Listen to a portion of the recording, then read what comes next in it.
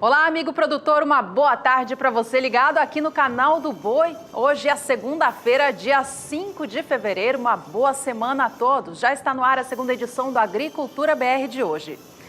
Nesta edição, você vai acompanhar que a consultoria AG Rural elevou a expectativa da safra de soja do Brasil para um novo recorde, 116 milhões de toneladas. O estado de Goiás registra os primeiros focos de ferrugem asiática da soja desta safra.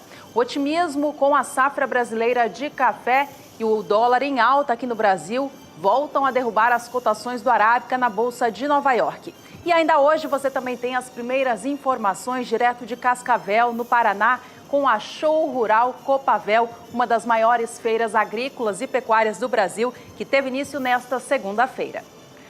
Previsão do tempo para quem está plantando, para quem está colhendo, informações de mercado e muito mais. Você acompanha a partir de agora aqui no Agricultura BR.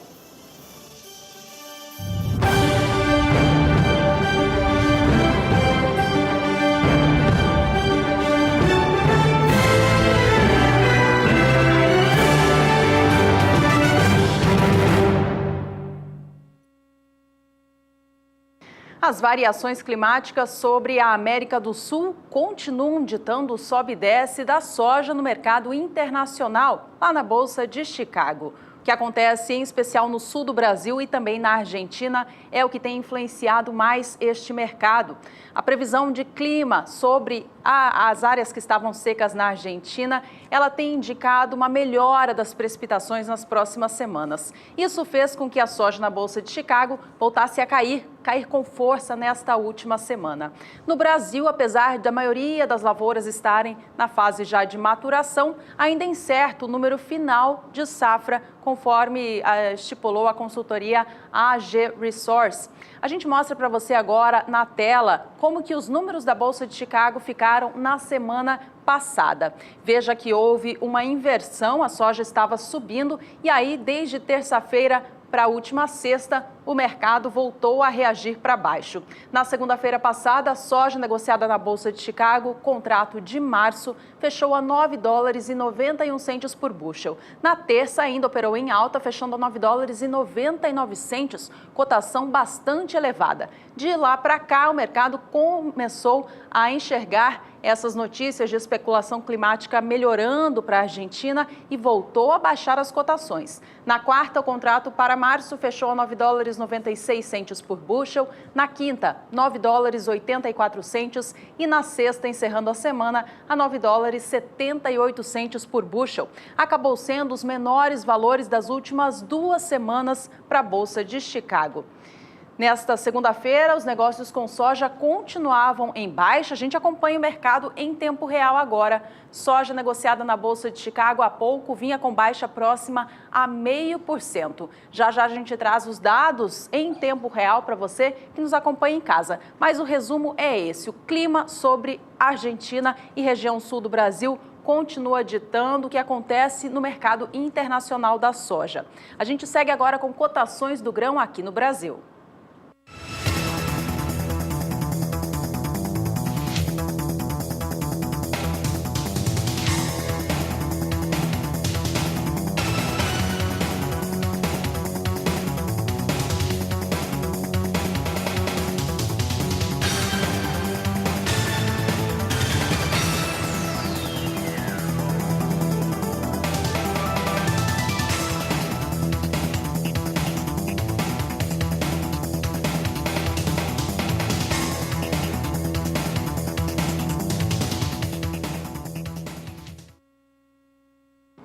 Bom, enquanto o mercado internacional segue especulando o que vai acontecer com a safra de soja da América do Sul, as lavouras aqui no Brasil já estão começando a ser colhidas. A consultoria AG Rural ela tem acompanhado esses trabalhos de campo e constatou que a produtividade média esperada dessas lavouras está ainda melhor do que estava sendo esperado. Com isso, na última sexta-feira, elevou a expectativa da produção de soja do Brasil no ciclo novo. Se esse novo número esperado pela consultoria AG Rural se confirmar, Brasil vai ter uma nova safra recorde de soja. Pode colocar na tela aí os números, então, recém-divulgados pela consultoria AG Rural. Veja que no mês de janeiro a consultoria estimava a safra de soja do Brasil em 114 milhões de toneladas. Neste mês de fevereiro, elevou para 116 milhões e 200 mil toneladas a projeção de colheita. Se esse número, então, se confirmar, aí ele vai bater o recorde do ano passado, temporada 16-17, quando havia sido até então a maior safra de soja do Brasil, superior a 114 milhões de toneladas. Bom, como eu dizia, o que fez melhorar essa expectativa de colheita final dos grãos foi o rendimento médio das lavouras que estão sendo colhidas. O outro gráfico que a gente vai colocar agora na tela mostra a diferença, então, desta produtividade estimada. Em janeiro, a AG Rural estimava que cada hectare plantado com soja no Brasil renderia, em média, 55,80 sacas. Agora, em fevereiro, elevou para 54,60 sacas essa expectativa. A gente só tem os números invertidos ali, é o contrário, na verdade, em janeiro eram 54,60 sacas e agora, em fevereiro, 55,80 sacas. A gente vê que ele ainda assim não supera a produtividade observada no ciclo 16-17, que foi de 56,10 sacas por hectare. A produção ela só será maior, então, por conta do aumento de área projetado pela AG Rural, que segue crescendo aqui no Brasil. Então, a AG Rural elevando a expectativa da safra de soja do país por conta desse rendimento observado nas áreas que já vêm sendo colhidas. Bom, e falando em colheita, a gente traz os números atuais, então, da colheita da safra de soja do Brasil.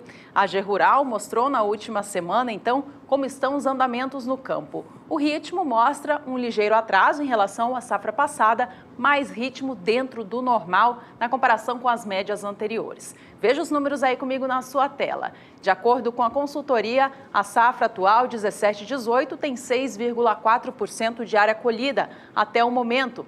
Nesta mesma época do ano passado, considerando o dia 1º de fevereiro, mais de 10% da área havia sido colhida. Portanto, este ano estamos um pouquinho atrás devido ao atraso na chegada das chuvas lá na fase inicial de plantio, que acabou retardando todo o ciclo. Mas na média dos últimos 5 anos, esta época do ano indica a colheita em cerca de 6,3%. Portanto, estamos dentro da média. O estado do Mato Grosso lidera as atividades de colheita da soja. Segundo a consultoria AG Rural, já tem mais de 20% de área colhida. Além do Mato Grosso, outros 10 estados também já colhem a safra atual de soja. Veja quais são eles aí comigo na sua tela: Rondônia, Goiás, Pará, estado de São Paulo, Mato Grosso do Sul, Bahia, Minas Gerais, Paraná e Santa Catarina. Rio Grande do Sul e o Mato Piba, em geral, os estados que compõem essa nova fronteira agrícola, ainda estão na fase de enchimento de grãos, portanto, não deram início efetivo às atividades de colheita do grão. Bom, enfim, vamos saber então com a Juliana Rezende, da Somar Meteorologia, como que o clima fica para essas áreas produtoras de soja do Brasil que já deram início às atividades de colheita, em especial os estados da região Centro-Sul. Acompanhe os destaques comigo. Olá, Juliana, boa tarde. Olá, boa tarde a todos. A colheita da soja segue avançando na maior parte do centro-sul do Brasil. No Mato Grosso, já alcançou em torno de 12% de áreas colhidas. No Paraná, apenas 1%. No Mato Grosso do Sul, as atividades já começaram também, mas ainda seguem em ritmo mais lento no campo.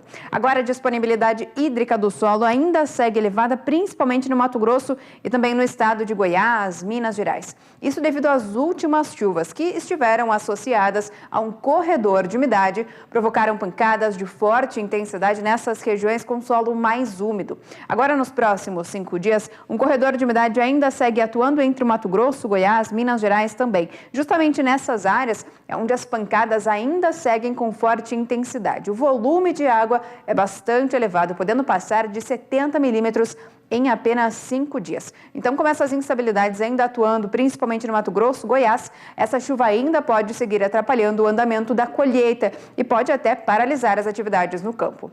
No Mato Grosso do Sul e também no estado do Paraná, a chuva pode ocorrer de maneira muito fraca e isolada, porque é o tempo firme que vai predominar por conta de uma área de alta pressão que inibe a formação de nuvens de chuva mais expressivas. No decorrer da segunda semana, as instabilidades agora na maior parte do Centro-Sul vão migrar aqui um pouco mais entre o Paraná, São Paulo, Mato Grosso do Sul. E a chuva perde intensidade entre o Mato Grosso, Goiás e Minas Gerais. Então, dessa vez, com as instabilidades perdendo intensidade aqui no Mato Grosso, os produtores agora já terão melhores condições para dar andamento às atividades de colheita da soja, porque acaba tendo períodos de melhoria com mais frequência. Enquanto que no Mato Grosso do Sul e no Paraná, como a chuva ganha intensidade, não se descarta a ocorrência de transtornos em relação ao andamento da colheita da soja.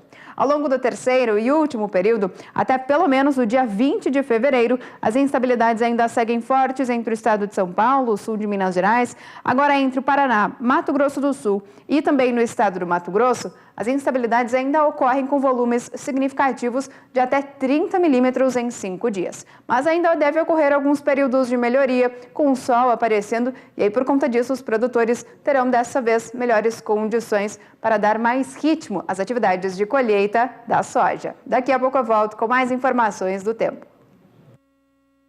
Os primeiros focos de ferrugem asiática da soja desta safra foram identificados no estado de Goiás nestas últimas 2 semanas. Segundo o consórcio antiferrugem, a primeira ocorrência identificada no estado goiano é de uma soja plantada no mês de outubro, no estágio já R6, que é aquele em que a planta está com 100% de granação e ainda folhas verdes. Ao todo, o estado de Goiás registra 12 focos da doença. Os municípios em que ele se encontra são esses na tela, acompanhem comigo aí. Os municípios de Acreúna, Caçu, Chapadão do Céu, Jataí, Lusiânia, Mineiros, Montevidéu, Paranaúna e o município de Rio Verde. Além de Goiás, outros 10 estados brasileiros já têm foco de ferrugem asiática da soja registrado, segundo o consórcio antiferrugem. Ao todo, o Brasil tem 277 casos até agora, sendo que o estado do Paraná lidera de longe esta lista, tem 40% deles.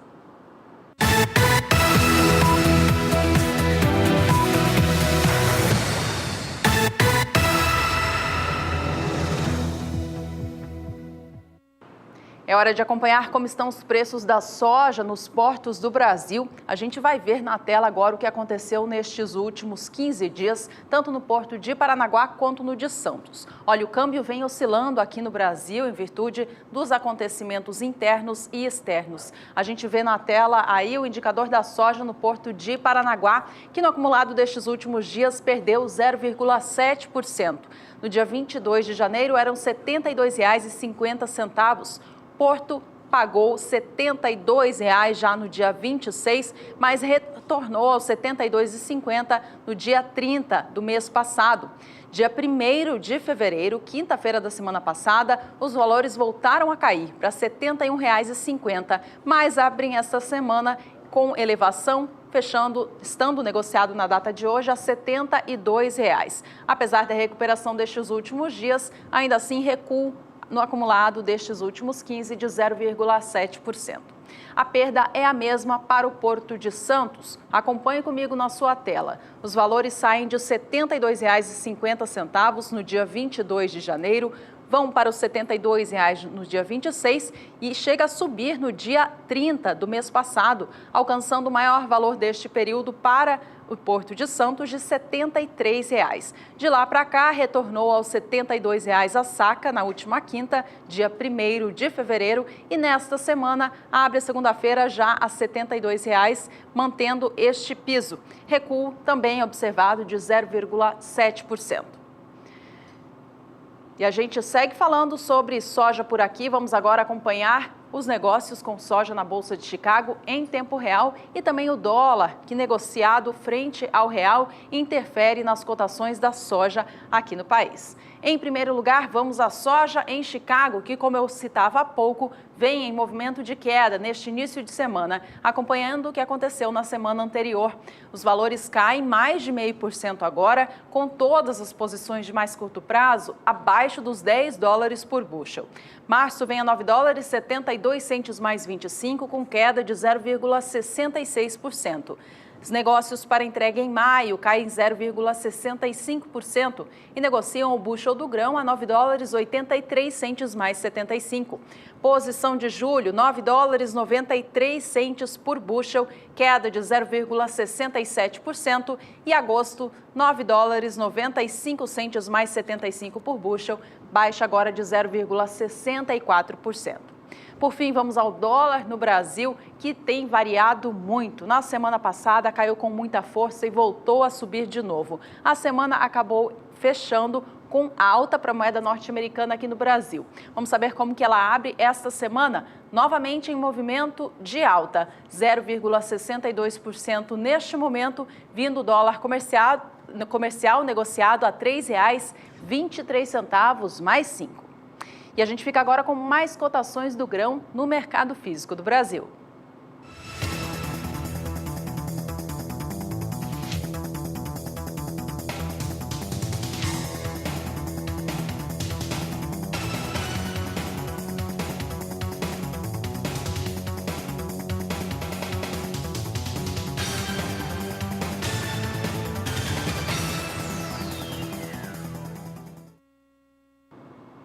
O meu colega Fabiano Reis não está comigo aqui no estúdio hoje porque está em Cascavel, no Paraná, acompanhando o primeiro dia de uma das maiores feiras agropecuárias do país, Show Rural Copavel, que teve início nesta segunda. Ele traz um recado para a gente. Olá, Fabiano. Boa tarde, Juliana. Boa tarde aos amigos do Agricultura BR. Eu estou hoje em Cascavel, durante a Show Rural Copavel, onde estamos vendo aqui tecnologias e informações importantes para o agricultor, para o produtor rural brasileiro.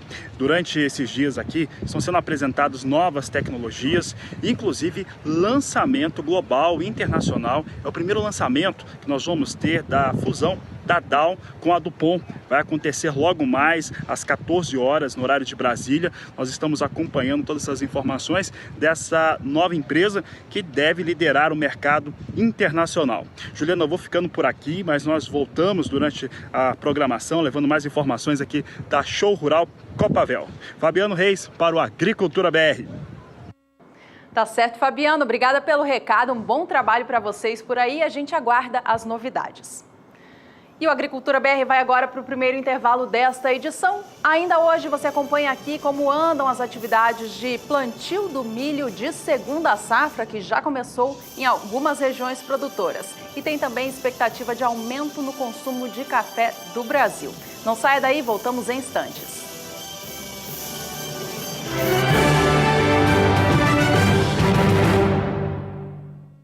Estamos de volta e o assunto agora é pecuária de corte. Um levantamento feito pela Secretaria de Agricultura do Estado de São Paulo mostrou que em 2017 foram movimentados mais de 4 bilhões de animais entre os estados do país. Gustavo D'Angelo tem os detalhes. Para o trânsito de animais em eventos de concentração e até mesmo para o transporte entre propriedades do mesmo dono e no mesmo município, é necessário um documento oficial obrigatório em todo o território nacional, a GTA. O principal objetivo da Guia de Trânsito Animal é a sanidade dos rebanhos, fornecendo ao órgão oficial de defesa agropecuária informações precisas para tomadas rápidas de decisões, caso seja diagnosticada alguma doença. Em 2017, foram emitidas em todo o estado de São Paulo 843 mil GTAs por meio do sistema informatizado GEDAV. Deste total, mais de 58 mil tiveram outros estados como destino e 784 mil a movimentação dentro do próprio estado. Aqui em São Paulo, desde 2012, a guia é emitida eletronicamente, tornando-se uma facilidade a mais para o criador e maior confiabilidade nas transações realizadas. Para a emissão da GTA é necessário que tanto o vendedor como o comprador estejam devidamente cadastrados no sistema. O total de animais movimentados no ano passado foi de 4 bilhões e 200 milhões de animais, sendo que 764 milhões foram para outros estados e 3 bilhões e meio dentro do estado paulista. Com relação à espécie, foram movimentados 4 bilhões e 100 milhões de aves e ovos férteis, 70 milhões e 800 mil animais aquáticos, 8 milhões e 700 mil bovídeos, 2 milhões e 500 mil suídeos, 249 mil equídeos e 740 mil animais de outras espécies. Gustavo D'Angelo para o SBA.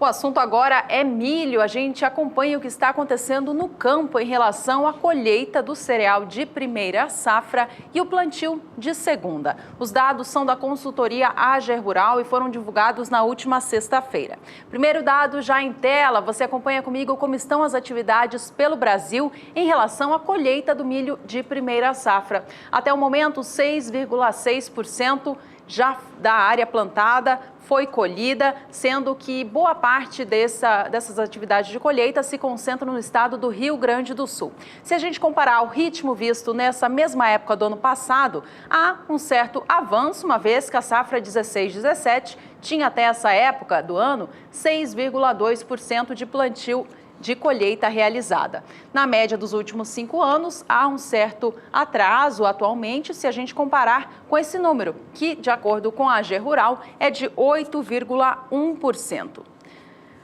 Além do estado do Rio Grande do Sul, Paraná e também Santa Catarina avançam com as atividades de colheita do milho de primeira safra.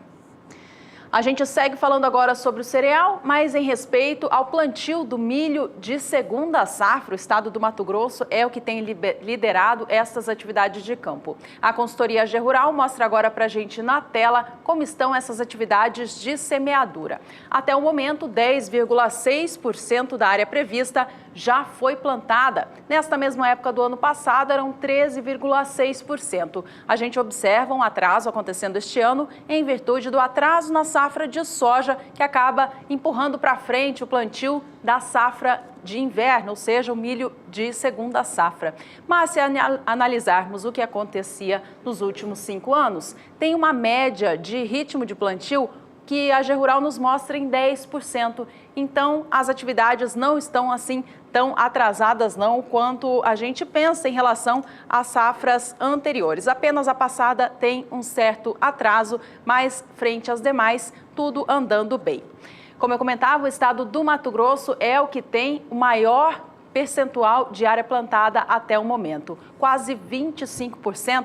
A gente põe os números na tela para você de casa acompanhar. Mato Grosso tem 24,3% de plantio realizado, Goiás 1,2%, Minas Gerais 0,5% e o estado do Paraná e Mato Grosso do Sul 0,4% cada, portanto, ainda dando início às atividades de plantio. Mato Grosso, então, liderando, segundo a consultoria AGER Rural. Os dados do IMEA, o Instituto Mato Grossense de Economia Agropecuária, mostram também atividades avançadas, mas não tão à frente assim como acredita a consultoria. Menos de 20%, mas ainda assim avançando com as máquinas no campo.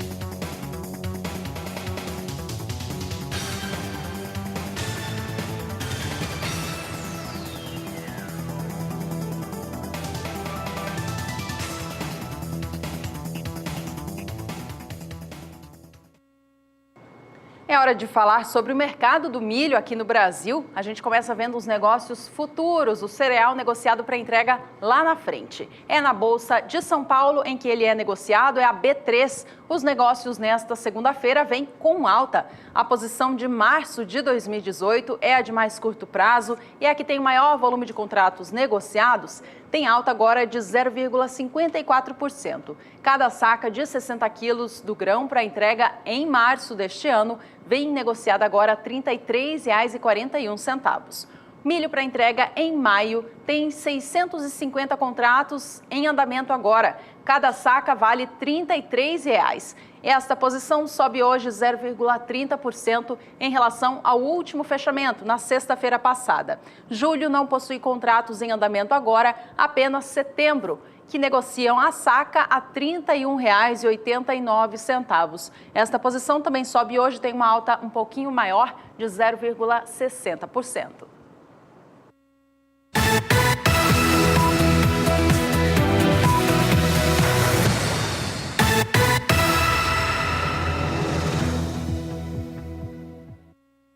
E agora o mercado físico do milho. Vamos acompanhar como os estados da região centro-oeste do país têm negociado o cereal. No estado de Goiás, há certa estabilidade se a gente acompanhar estes últimos dias. Veja só, não houve variação na média para o estado desde o dia 23 de janeiro até esta segunda, dia 5 de fevereiro. Saca de 60 quilos do grão vem negociada a R$ 25,25.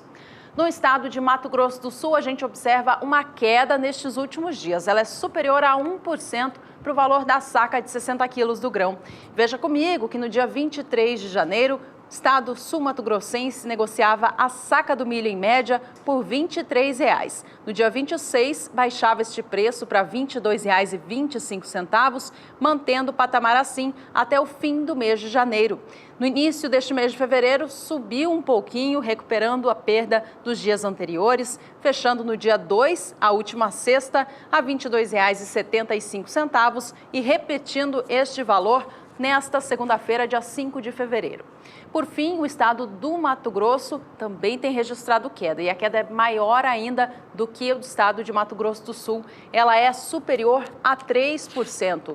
No dia 23 de janeiro, o estado mato-grossense negociava a saca do milho a R$ 19,50. De lá para cá, baixou para R$ 19,00 a saca no dia 26 e para R$ 18,75 no dia 31, fechando o mês de janeiro. De lá para cá, os valores não sofreram mais nenhuma queda, apresentaram estabilidade, mostrando, portanto, cotação iniciando essa semana na casa dos R$ 18,00, próximo aos R$ 18,75 no estado mato-grossense.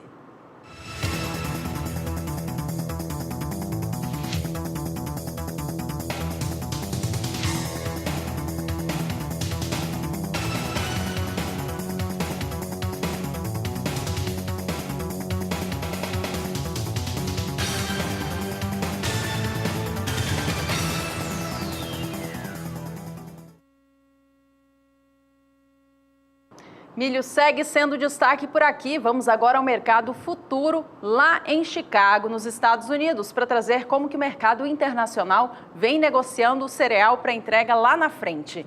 Milho segue caindo. Nesta segunda-feira cai quase 1%, depois de uma semana passada em que houve recuperação para o cereal na Bolsa de Chicago. Os embarques norte-americanos têm mostrado fortes vendas ao exterior, isso que fez subir o cereal na semana anterior a essa. Mas esta semana já abre com um movimento de baixa mais uma vez, trazendo já agora a cotação de março para uma queda superior a 1%. Posição, então, de março deste ano, negocia o bushel do milho a $3,57 mais 75, queda de 1,03% agora. Os negócios para entrega em maio vêm a $3,65 mais 75 por bushel, também queda superior a 1%. Julho vem caindo também bem próximo a isso, negocia o cereal agora a $3,73 mais 50 e setembro $3,80 por bushel, queda também próxima a 1%. Negócios vão ficando cada vez mais pressionados para o milho no cenário internacional. O grande motivo é uma oferta muito ampla no mundo todo.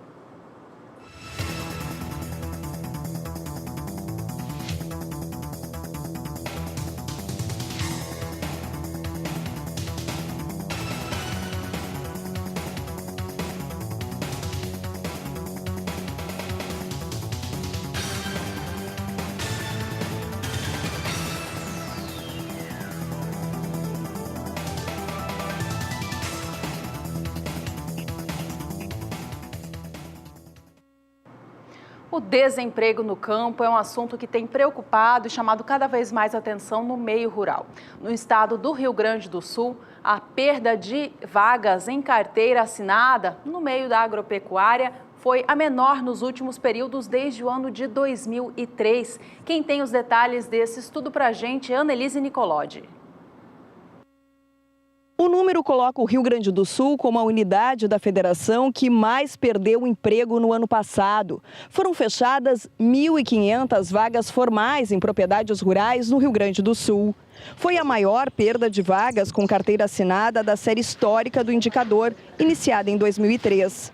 O ano anterior, com pior resultado, foi 2005, com saldo negativo de 1.400 postos, marcado por uma das maiores secas da história do estado.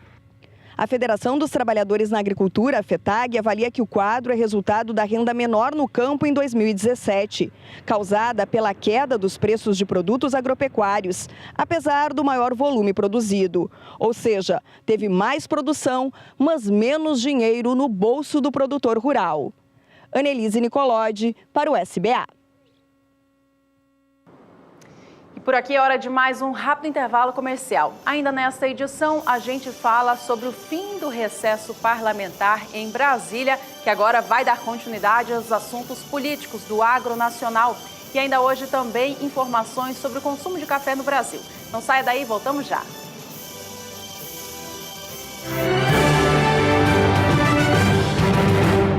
Agricultura BR de volta. Neste bloco a gente traz informações sobre o mercado de café. Começando pelo Brasil. No primeiro dia de fevereiro, quinta-feira da semana passada, o mercado de café arábica no cenário físico foi marcado por uma forte queda nas cotações. O CPEA apurou os valores e você acompanha comigo aí na sua tela. Valor da saca de 60 quilos do grão, tipo 6, classificação bebida dura para melhor, acabou caindo com força no dia 1º, saindo de R$ 444,18 no dia 31 de janeiro para R$ 439,89 no 1º de fevereiro. Na última sexta, dia 2, a cotação permaneceu bem próxima, registrando ainda assim mais alguns centavos de queda. Bom, esta queda logo no primeiro dia do mês de fevereiro, já fez causar valores bem mais baixos neste segundo mês do ano, na comparação com o fechamento de janeiro. A queda em apenas 2 dias é superior a 1%.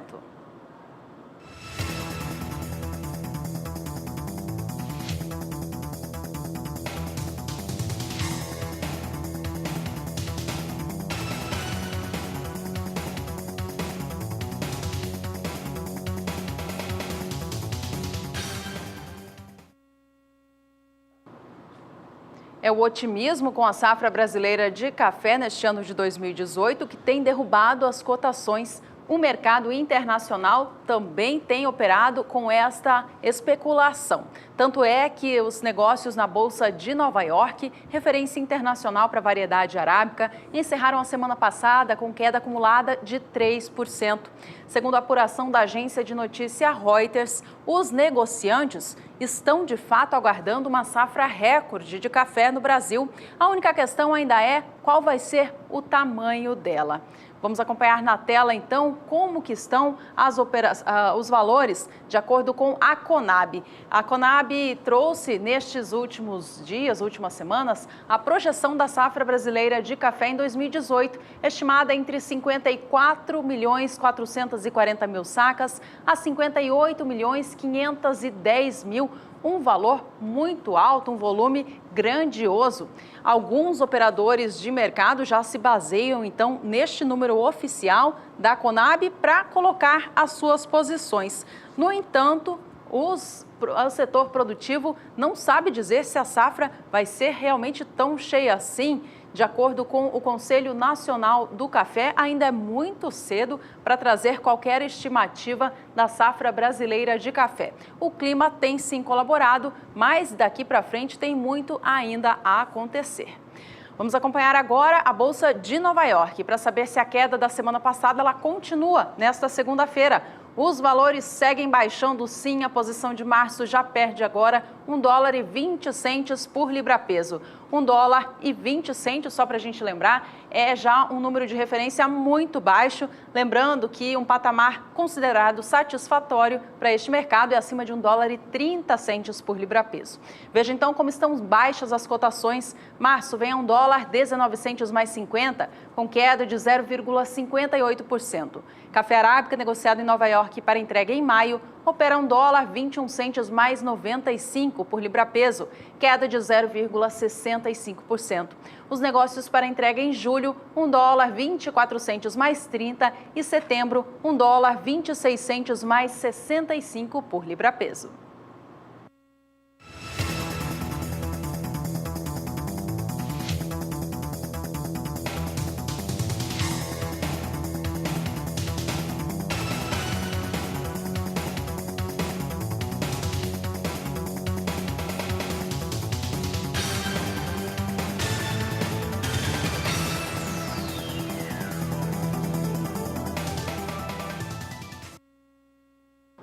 Bom, vamos falar sobre um fator positivo do mercado do café agora então, que é o consumo. O consumo global do grão vem crescendo e aqui no Brasil não é diferente. De acordo com pesquisas, o consumo do café no Brasil em 2017 cresceu 3,5%.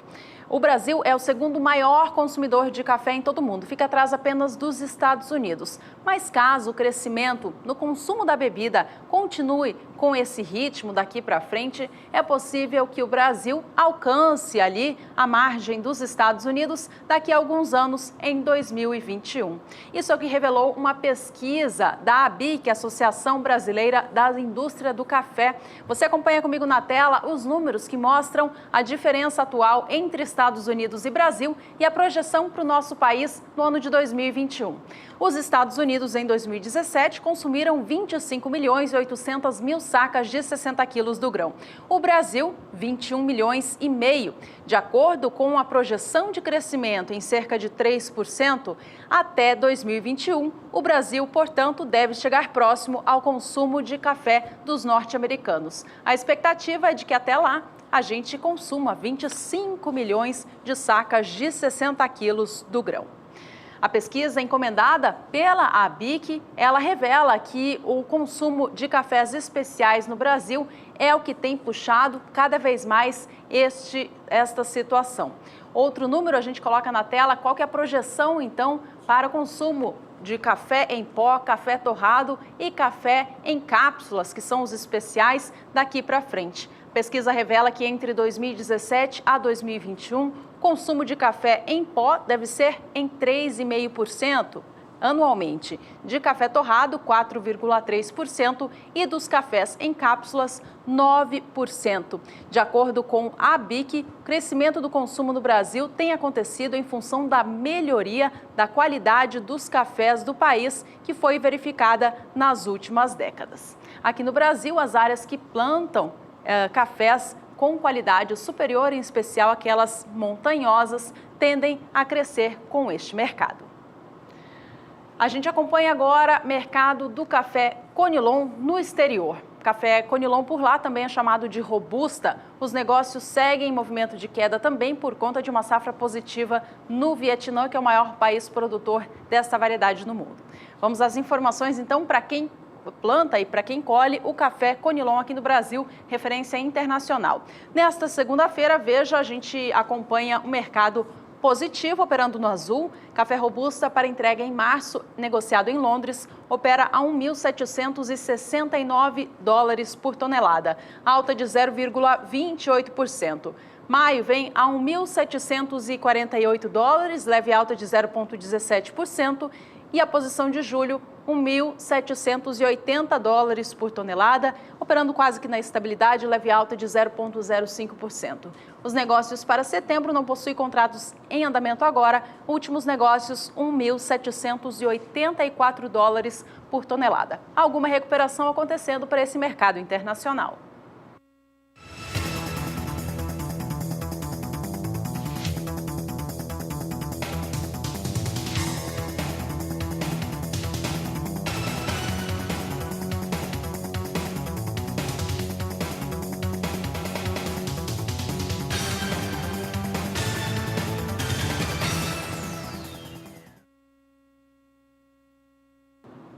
Este mês de fevereiro é o último para que os pesquisadores do IBGE realizem a pesquisa do Censo Agropecuário do Brasil do ano de 2018. Até o momento, cerca de 85% das propriedades foram visitadas. Veja comigo na sua tela que, de acordo com os dados do IBGE, 4.400.000 propriedades foram já visitadas pelos recenseadores credenciados do IBGE, que estão indo pessoalmente de propriedade em propriedade pelo Brasil para levantar dados de como é a produção, como estão as atividades no campo. Segundo o IBGE, em 3 estados que estão sendo visitados, o número de propriedades ele superou a expectativa inicial do Instituto. São eles, coloque aí na tela para o pessoal de casa ver. O estado do Amapá, que já teve visitas em 159,3% de tudo aquilo que foi estimado inicialmente. Portanto, 100% da área prevista foi coberta e mais 59,3% de propriedades foram encontradas pelo caminho e os recenseadores entraram, foram recebidos e tiveram os dados coletados. O Distrito Federal também teve a mesma situação, toda a área prevista foi visitada e ela se excedeu, passou em 24,6%. No Espírito Santo também, 4,6% a mais do que estava sendo projetado. Na Bahia, o estado com maior número de propriedades agropecuárias, o ritmo também é acelerado. Já são 83% das mais de 600.000 propriedades visitadas.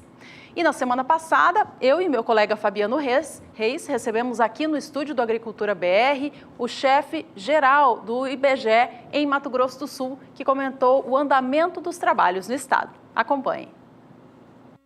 Todo em termos de Brasil, inclusive Mato Grosso do Sul, está dentro do prazo, está dentro da previsão do que a gente previu, do cronograma de coleta, que termina 28 de fevereiro, e a apuração dos dados, fechamento. Eu acredito que para meados de junho a gente já tem resultados, boas partes sendo divulgadas, já está até agendado para junho essa divulgação. E nós vamos para mais um rápido intervalo comercial. No próximo bloco a gente fala sobre o fim do recesso parlamentar em Brasília, que agora vai dar continuidade às demandas do setor agropecuário do país, em especial aos vetos do presidente Michel Temer ao Fundo Rural. Nós voltamos já.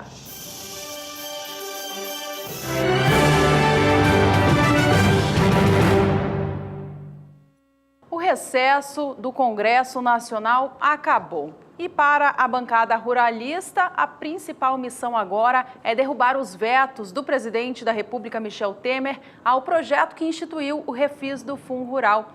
A principal moeda de troca é a votação da reforma da Previdência. Saiba mais na reportagem de Odacil Canepa. Pela contabilidade da bancada ruralista, são mais de 200 votos na Câmara e pelo menos 30 votos no Senado Federal. Munição suficiente para ajudar ou atrapalhar muito o governo federal na hora da votação da reforma. O governo trabalha para até 20 de fevereiro colocar o projeto de reforma constitucional em primeira votação na Câmara, mas ainda não tem voto para aprovar. Faltam cerca de 30, 40 votos. Mas nós os teremos ainda em fevereiro para que possamos comemorar essa vitória, que eu repito, é uma vitória do Brasil. A bancada ruralista não fechou questão ainda sobre a votação da reforma da Previdência, mas o governo federal trabalha com esses votos. A frente que congrega os deputados ruralistas tem muitos temas para serem votados neste ano, entre eles a lei de cultivares, a venda de terra para estrangeiros e alterações no Código Florestal. Todos esses projetos já estão em negociação. Tema crédito, nós temos uma parte de licenciamentos ambientais, segurança jurídica, problema da PEC 215, enfim, tem vários assuntos. Câmara e Senado voltam a funcionar a partir de segunda-feira. Odacil Canepa para o SBA. No início deste ano, nós recebemos aqui no estúdio a deputada federal Tereza Cristina para comentar sobre as sanções do presidente Michel Temer ao refis do Fundo Rural. Ela que foi relatora dos textos que instituíram este projeto, ela comentou que agora, após o fim desse recesso, as discussões vão voltar a ser retomadas. Vamos acompanhar, então, como foi essa entrevista. A Agricultura BR fala agora sobre temas importantes para o agronegócio nacional, sobre o Fundo Rural e os vetos do presidente Michel Temer. Esse é o assunto da entrevista do Agricultura BR.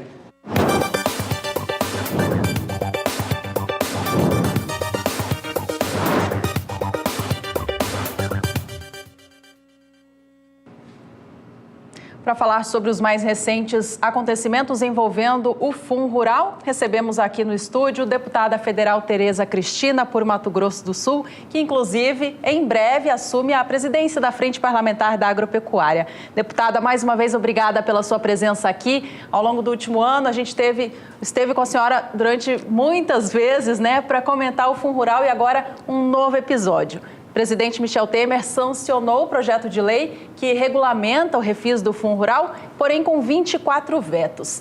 Em primeiro lugar, obrigada mais uma vez, uma boa tarde para você. Como foi visto o resultado dessa sanção? Bom dia, Juliana, bom dia, Fabiano. É um prazer estar aqui. Desejar aí um feliz ano novo para todos que estão aqui nos assistindo, a toda a equipe aqui do Agricultura BR, do canal do Boi, enfim, dizer para vocês o seguinte, que foi um trabalho enorme, um tema polêmico, e tudo começou por uma decisão do Supremo Federal, não podemos esquecer disso. Uma decisão tardia, e, na minha opinião, equivocada. Quem sou eu para discutir o Supremo? Eu sou engenheira agrônoma, mas durante quase 10 anos, o Supremo, em todas as instâncias, o produtor rural, quando entrou com a ação contra a constitucionalidade do Fundo Rural, pedindo a inconstitucionalidade dessa contribuição social, porque tem que ficar bem claro, isso é uma contribuição social e que para o trabalhador rural, que o produtor paga. Ele não é beneficiado com isso, é para os seus funcionários e para os trabalhadores que muitas vezes nem pagam nada por esse tributo. Enfim, depois de quando veio essa decisão, pegou todo mundo de surpresa, porque as pessoas achavam que isso aí era uma coisa praticamente resolvida, que nós íamos ter a chancela só do Supremo Tribunal Federal. Recapitulando, então, deputada, em março do ano passado, o Supremo Tribunal Federal considerou novamente constitucional a cobrança. Exatamente. E aí veio toda essa bola de neve, que só foi crescendo. O que restou a nós, do Legislativo, achar uma solução com o Executivo ou um projeto de lei. Conversando, depois de 4 meses, intensamente, vários deputados da frente, com o Poder Executivo, com a Receita Federal. Primeiro falamos com o presidente Temer, depois houve a concordância de se fazer uma medida provisória e nós, então, começamos a discutir. É uma matéria extensa, porque envolve uma série de ações diferentes, porque são muitos anos, então tem gente com liminar, gente sem liminar, associações que entraram, que são guarda-chuva para produtores, e tem o problema dos adquirentes, que são as cooperativas, os frigoríficos, as cerealistas, que alguns têm liminar, outros não. Enfim, é uma torre de Babel. E muitos segmentos muito aflitos, principalmente aqueles que dependem de financiamento. Porque ficar inadimplente com a Receita quer dizer não ter financiamento, não conseguir uma série de coisas. Na hora de vender a propriedade não consegue, porque está lá o tributo, tem que pagar, tem que calcular. Então, tudo isso foi levado em consideração e o governo foi muito sensível a essa matéria e nos deu a indicação que poderia fazer uma medida provisória que parte do Executivo, isso aí.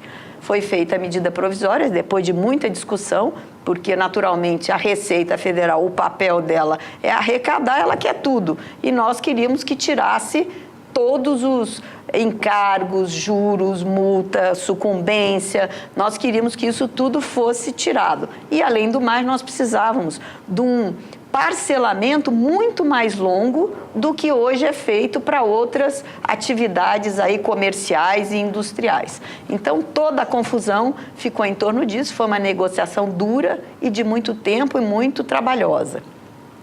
Depois que isso a gente conseguiu minimamente ajustar, foi feita a medida provisória, só que o governo mandou, acho que 14 medidas provisórias praticamente juntas, né? E o que aconteceu?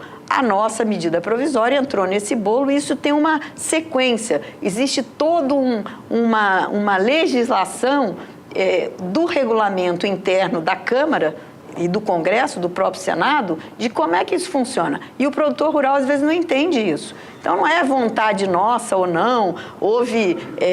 Eu ouvi alguns produtores dizendo, mas vocês perderam. Nós não perdemos. Infelizmente, nós ficamos em cima, mas tinham outras medidas na nossa frente que trancam a pauta. Chama isso, tranca a pauta. Enquanto você não votar aquilo, não. E eram medidas polêmicas também e que hoje nós temos lá uma oposição que faz... não deixa votar, enfim, que dificulta o andamento das votações de matérias que a oposição não quer votar. E nós perdemos a medida provisória. Ela chegou a ser votada, mas não houve tempo hábil dos procedimentos, da continuidade desses procedimentos. Então, imediatamente, o presidente Nilson Leitão e eu e outros deputados procuramos o presidente Rodrigo Maia, e Rodrigo Maia muito...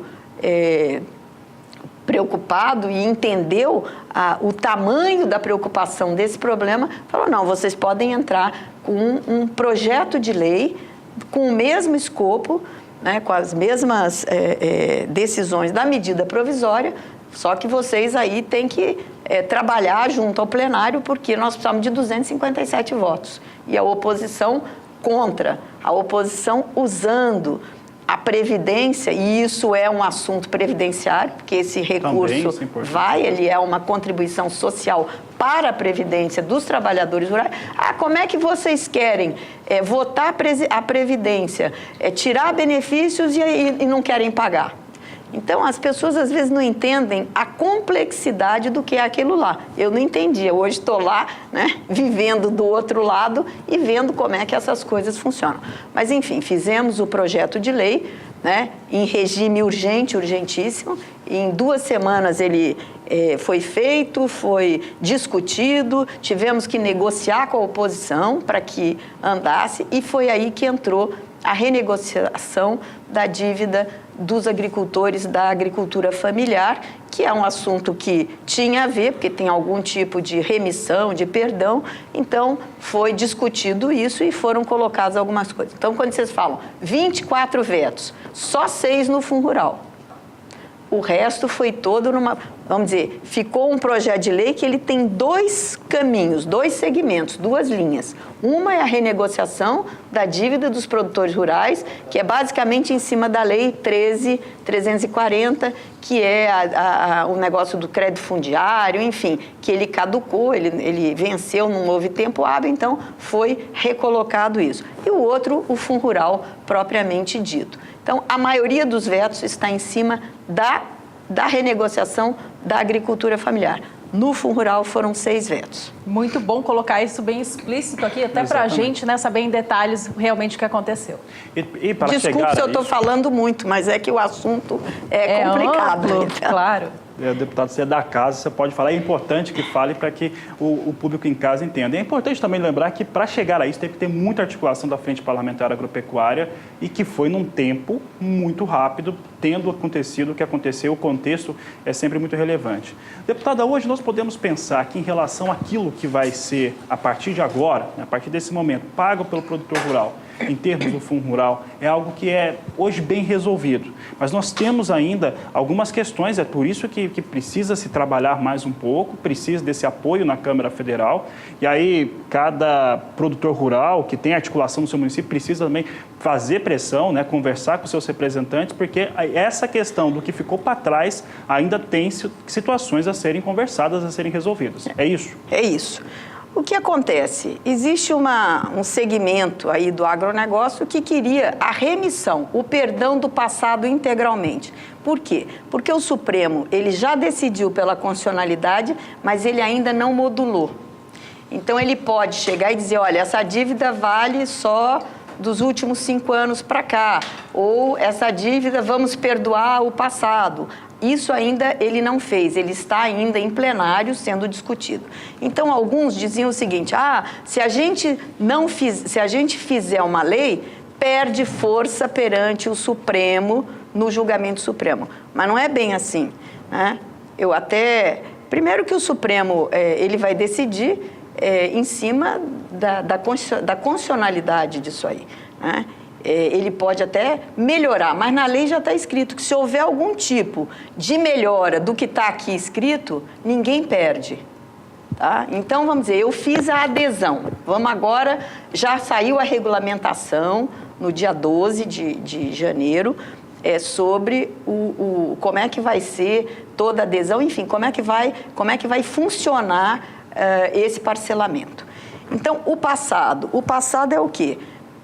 Nós não ficamos satisfeitos com o veto na multa, né? Na multa e na sucumbência. Por quê? Porque era uma das coisas que estavam na lei, porque isso minimizaria, vamos dizer, esse valor de 5 anos, ou 6 anos, ou 7 anos, dependendo, porque quem tem liminar não paga a multa, tá?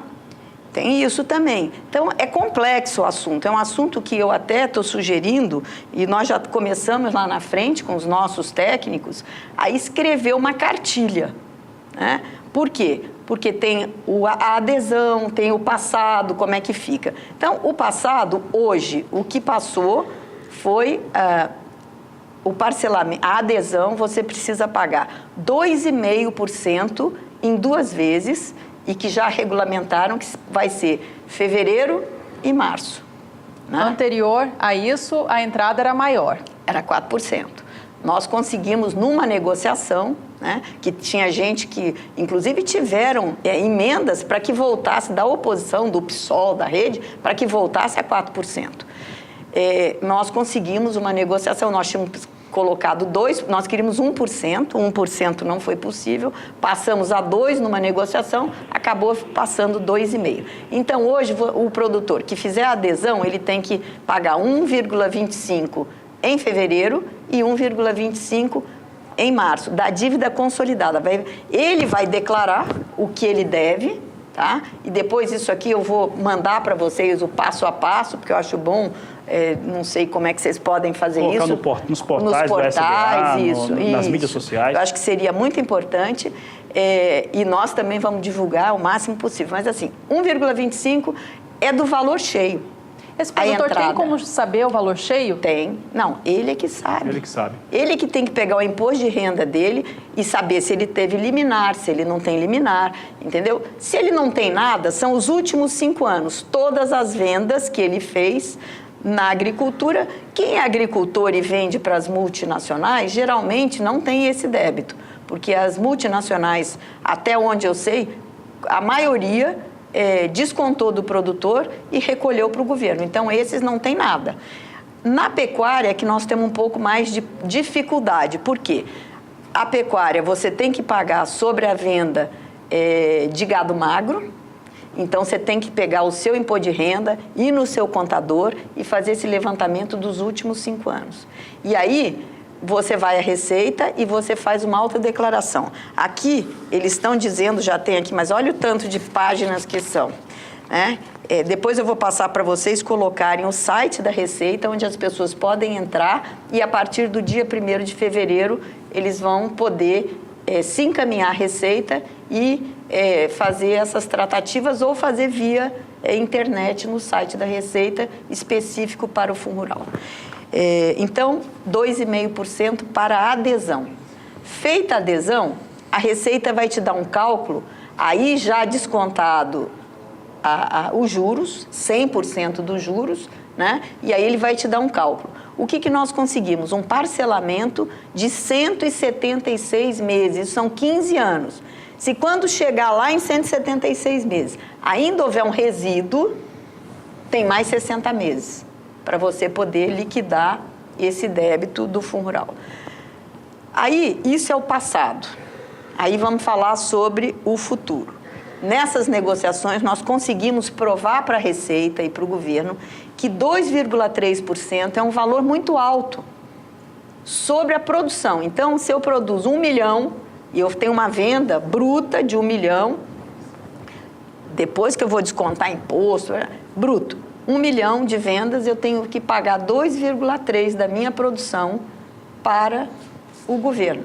Somente, tem outros impostos, mas somente do Fundo Rural. Então, nós conseguimos diminuir isso para 1,5. Então, de 2,3. Então, se eu não devo nada, eu só vendi soja para quem eu vendi, ou vendi para uma cooperativa, ou enfim, para um frigorífico, e eles descontavam, eu estou zerada, não devo nada, eu já estou pagando... A partir de janeiro agora? A partir de janeiro, 1,5. Tá? Então, foram 40% de redução. Eu acho que isso é um grande ganho. Agora, quem tem o passado vai ter que pegar esse passado, mas aí quem vai fazer isso é a Receita. E o adquirente, ele vai ter 1,5% vai para o tributo novo, daqui para frente, e 0,8%, que vai voltar a 2,3%, vai para pagar o passado, que são esses 176 meses de parcelamento. Tá? Então, ele vai pagar em cada venda que ele fizer, 0,8% vai para o passado e 1,5% vai para o futuro. Então, é assim. O outro grande ganho que eu acho que as pessoas também não valorizaram muito e que foi uma briga enorme, foi a folha. A opção pela folha. Na verdade, assim, ela só vai começar o ano que vem, a partir de 19, porque a Receita alegava que eles não tinham mecanismos de fazer essa cobrança ainda, o software lá para poder o produtor fazer a opção. Então, eu tenho 4 funcionários.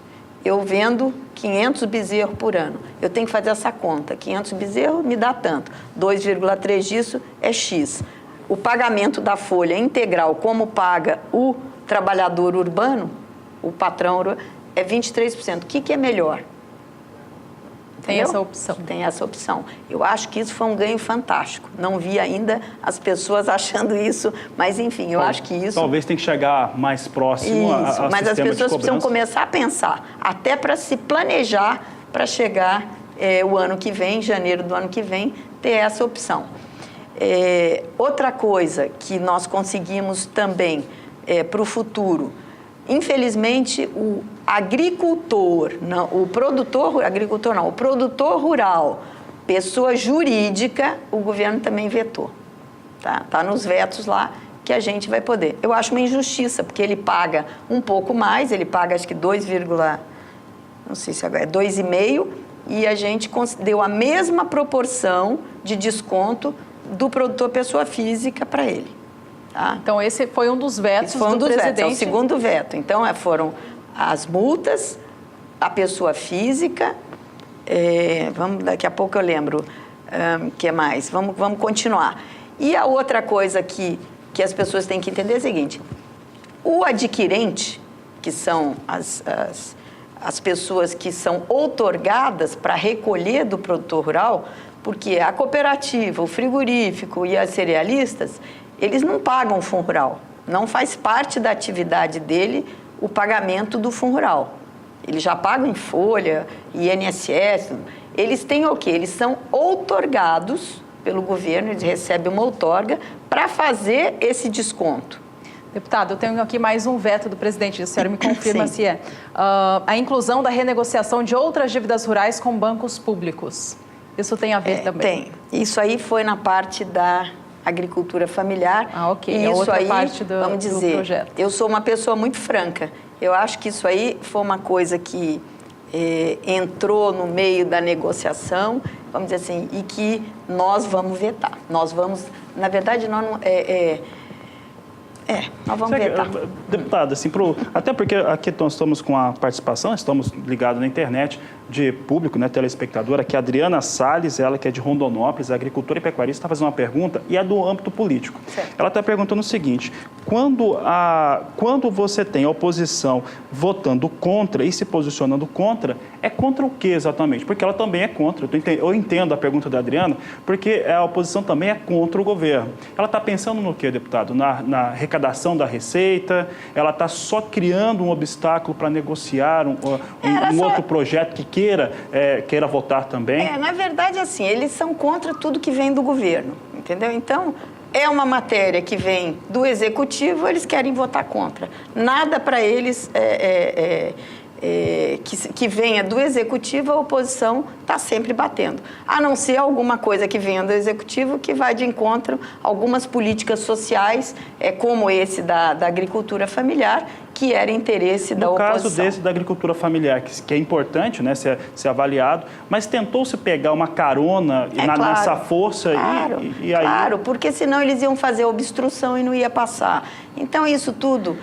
isso são regras do regimento interno da casa e que, quando nós éramos oposição, a gente fazia isso também, mas até não de maneira tão competente como faz a oposição. A oposição joga duro mesmo quando ela não quer aprovar um projeto do Executivo. Então, assim... eu não sei o caso da Adriana Salles, se ela é contra o Fundo Rural ou se ela é contra... Ela é contra a oposição, pelo que eu entendi. Contra a oposição. Contra a oposição. Ela está questionando por que a oposição tem se colocado... Porque, infelizmente, a oposição quer? o regime... Aí isso aí eu daria um motivo aqui para um outro programa. A oposição, o que aconteceu? Aquela casa de leis, ela foi feita para ter 4, 5 partidos. E nós temos 28. Então, é uma confusão, entendeu? Para você conseguir avançar. E existem mecanismos que você pode obstruir. Você pede contagem de quórum, aí não está todo mundo lá, aí cai. Aquele negócio vai até 2 horas da manhã, eles deixam para o último minuto. Enfim, aí eu teria que vir um outro dia aqui para nós falarmos sobre política e sobre mudanças que precisam ser feitas. E é por isso que agora na nova regra eleitoral ainda não passou o que era necessário, mas nós estamos caminhando para isso, é a diminuição do número de partidos, que devem ficar aí em torno de uns 14, 15 partidos depois dessa eleição de 2018, que vai facilitar um pouco esse trâmite interno. Então, a oposição, tudo que não é de interesse dela, ela combina. O PT, basta o PT, o PDT juntos, eles já resolvem e fazem obstrução. Eles têm uma expressão muito forte. E a gente não consegue caminhar, porque não é que a gente até, se a gente conseguir colocar em votação, a gente passa, porque nós temos maioria. Mas o problema é essa arquitetura de como é que funciona aquilo lá dentro é que faz essa morosidade. Quando você tem urgência, se a gente não passasse isso até o dia 22 de dezembro, o que aconteceria? Todos os produtores estariam recebendo uma cartinha de inadimplentes junto à Receita Federal. E isso, as pessoas não entenderam ainda a gravidade. O que nós temos agora? 2 pontos para caminhar. Podemos ainda vetar algumas coisas, precisamos de 257 votos, precisamos estar combinados com a oposição para não pedir, enfim, evitar essas obstruções, para vetar algumas coisas que nós achamos que podemos melhorar ainda no projeto de lei 96.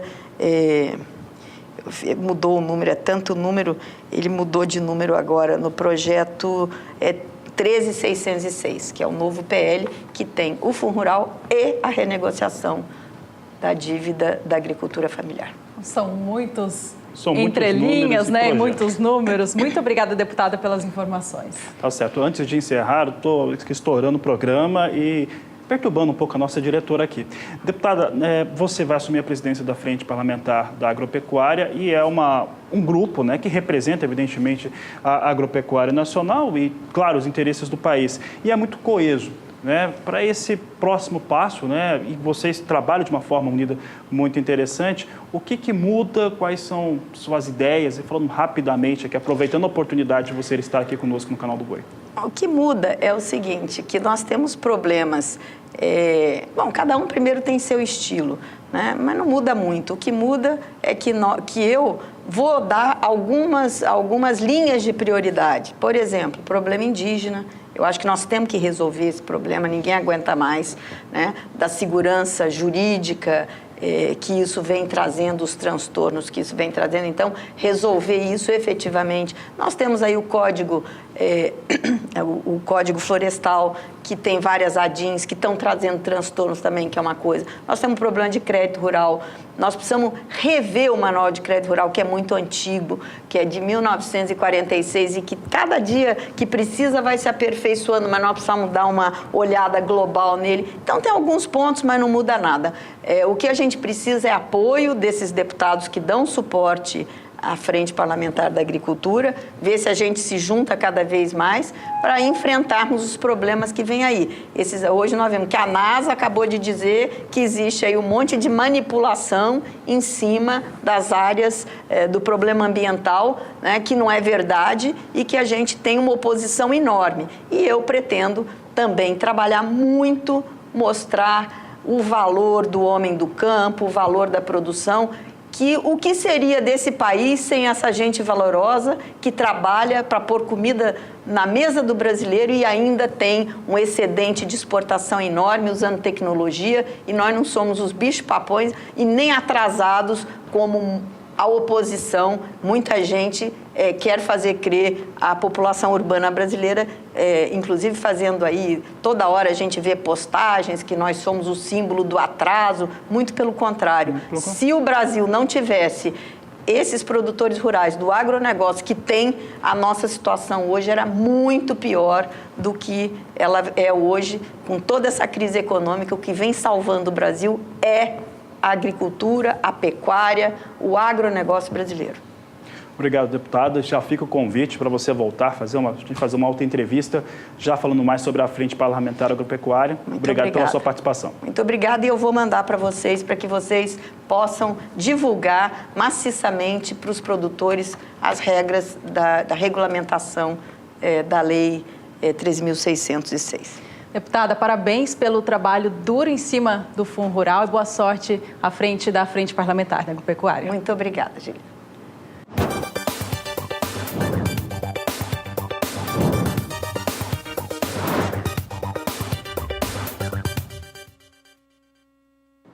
Esta foi a deputada federal Tereza Cristina, por Mato Grosso do Sul, que esteve conosco no estúdio no início deste ano de 2018, comentando os vetos do Michel Temer sobre o refis do Fundo Rural.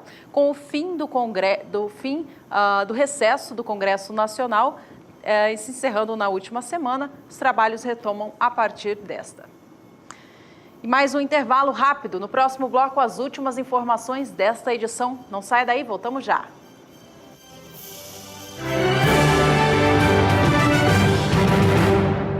Estamos de volta com as últimas informações desta edição. O destaque dessa vez é para o clima. Vamos saber com a Juliana Rezende como que o clima se comporta no Matopiba e também no estado do Pará nos próximos dias.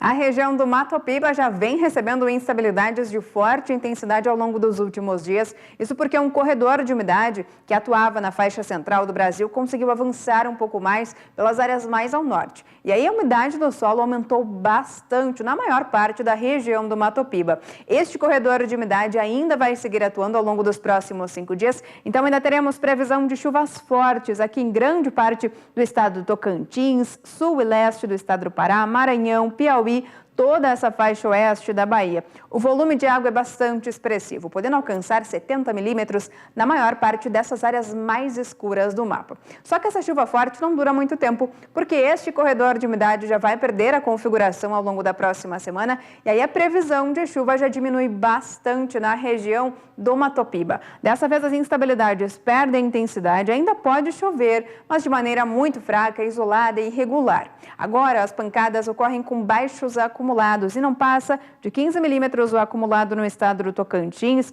Aqui na faixa oeste da Bahia, a chuva perde cada vez mais força e as pancadas se tornam muito irregulares.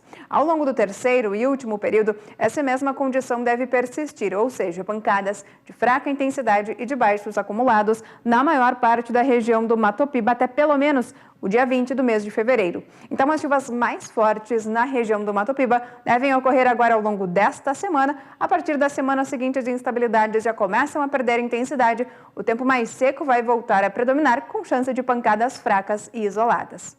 Hoje eu encerro por aqui a minha participação. Até mais! Obrigada, Juliana. Até amanhã. Por aqui, reta final do programa, vamos rapidamente acompanhar a soja na Bolsa de Chicago e também o dólar no Brasil, fatores essenciais para compor o preço da soja aqui no país. Soja em Chicago segue em movimento de baixa, porém a queda foi mais intensa já ao longo desta segunda-feira. Neste momento, as posições caem menos que 0,5%. A de março vem a $9,75 por bushel. Maio, $9,86. Posição de julho negocia a soja a $9,96 por bushel e a de agosto, $9,98. A gente repara na cotação máxima que esta posição já chegou aos $10 por bushel em algum momento desta segunda-feira, agora vem um pouco abaixo disso. Dólar comercial vinha subindo nesta segunda-feira aqui no Brasil, acompanhando o fechamento da última semana. A moeda segue em movimento de alta, neste momento sobe 0,74% e vem a R$ 3,23 mais 9. E com essas informações, encerramos aqui mais uma edição do Agricultura BR para você. Você que esteve conosco, muito obrigada pela companhia. Não se esqueça que logo mais às 5h20 da tarde, pelo horário de Brasília, tem a terceira edição, um resumo do que foi notícia no agronegócio no dia de hoje. Nos vemos, até mais.